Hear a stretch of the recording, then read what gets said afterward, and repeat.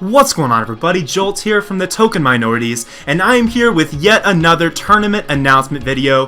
This time it's almost March, so we're looking at March Madness 2017, and once again we will be competing in the draft format. Now, before I go any further, I do have a couple guests with me for this announcement, and they are my good friends Togavor and Trev CL. Go ahead and introduce yourselves, guys.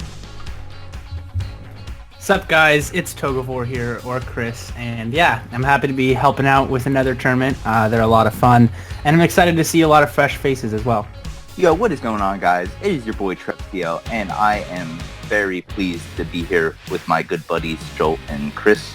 Yeah, happy to have you guys with me here for this video. And before we go any further as well, for those of you who are a little bit impatient and want to just go ahead and sign up for the tournament immediately, if you look down in the description below, you will see a link to the application sign up for the tournament. Go ahead and click that link and just scroll through the questions. They're all pretty self-explanatory, and you should be able to figure out what all information we need. But for those of you who want to get a little bit more information on the tournament before that, go ahead and stick around for this video, as we will be talking about some of the details as to how the whole thing will go down, including explaining the application questions a little bit. So with that said, I'm going to go ahead and turn this on over to Togavor so he can talk about the All-Star Division.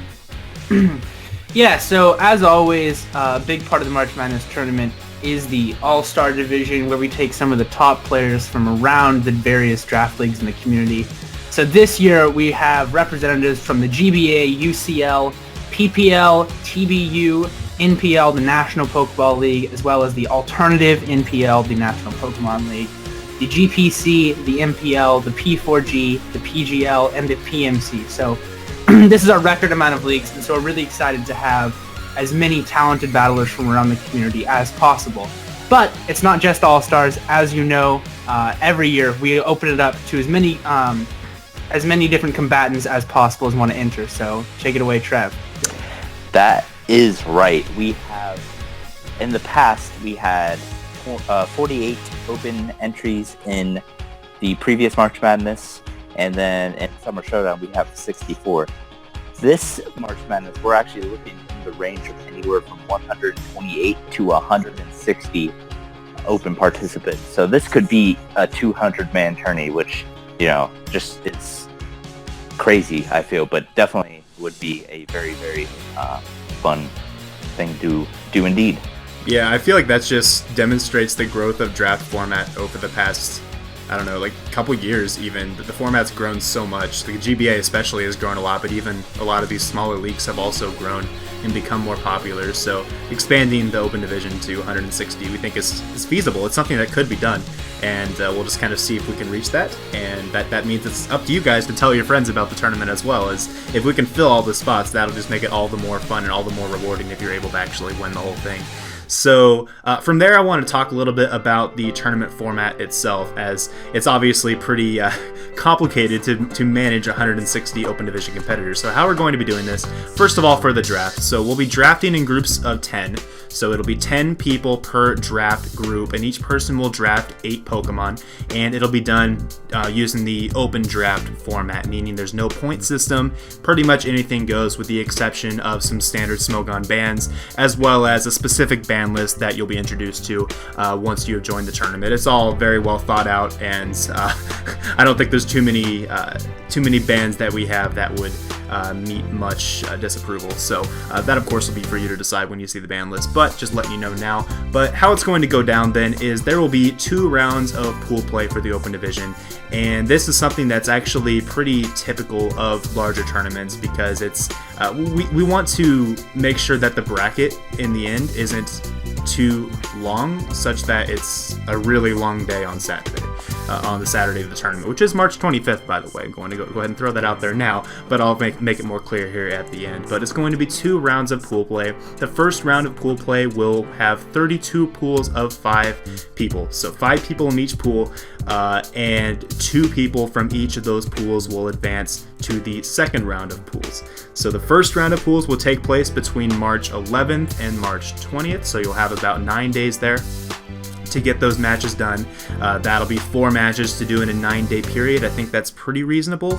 Obviously, that is a lot of work, especially for people who are currently in another league, but we ask that you do make the time to get your pool battles done if this is something that you want to participate in, as it's not an easy tournament. It's definitely not an easy tournament, especially with this many people in it. It's going to definitely take your time if you want to be able to do well in the tournament. Of course, there's always the option of last minute building. I don't recommend that, but that's always an option as well. But then for round 2 pools, that will consist of the remaining 64 battlers from the open division. That will be 16 pools of 4 people, and again, 2 people will advance from each of those pools into the bracket round, leaving the top 32 from the open division in the bracket round, facing off against the top 16 from the All-Star division. So that is the point at which the open division will meet the All-Star division and will be able to compete against each other. So the round 2 of the open pools will take place on tournament day, which is again March 25th, starting at noon Central Standard Time. That's UTC -6, I believe, for those of you who may not live in America and are as familiar with that particular time zone.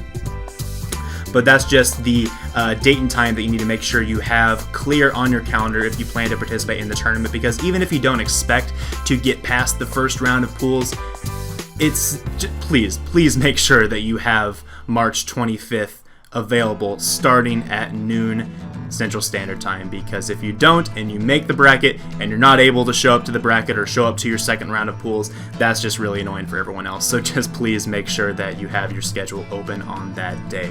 And of course, after round 2 of pools concludes, we will have the bracket round. We're anticipating that that'll start about at 3 p.m. Central Standard Time, again on March 25th, and that will be streamed at twitch.tv/CrobatForTheWin, and you can expect to see another announcement video specifically pertaining to the stream when we get closer to tournament day. So from there, one last thing I wanted to point out before we jump into the application itself.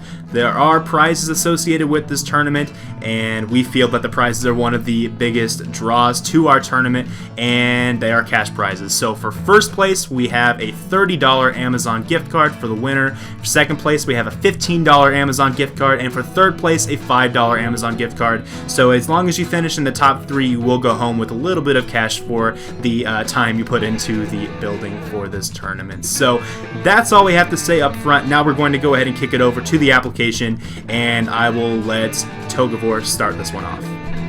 Alright, so just looking at the application y'all are going to need to fill out, there's just some important things, which is we need to get your YouTube channel name and link, your Twitter handle, your Discord screen name, which is definitely one of the more important ones, and your Skype username if you don't regularly use Twitter or Discord.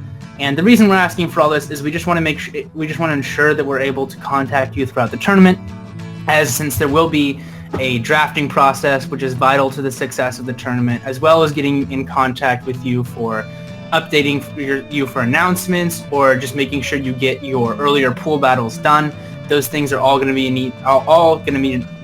essential, so that's why we need those. Yep, and then as well as in addition to that, we need to know the region that you live in, because of the fact that we try to keep the draft groups all from the same region, just for the sake of time zone, so that you guys can not have to draft when it's 2 a.m. or 3 a.m. your time. We want you guys to be able to sleep, so we're looking out for you, okay? So that's why we need to know the region you live in, just so we can get you in the proper group. Then just some obvious things. We want your team name and your team acronym, so you can represent yourself and your team accordingly, as well as we can put you in properly onto the spreadsheet with all the other teams from all the other leagues. Additionally, we ask for the draft league you wish to represent. If you do draft one, if you don't have one, you can just put in NA or whatever there. It doesn't really matter.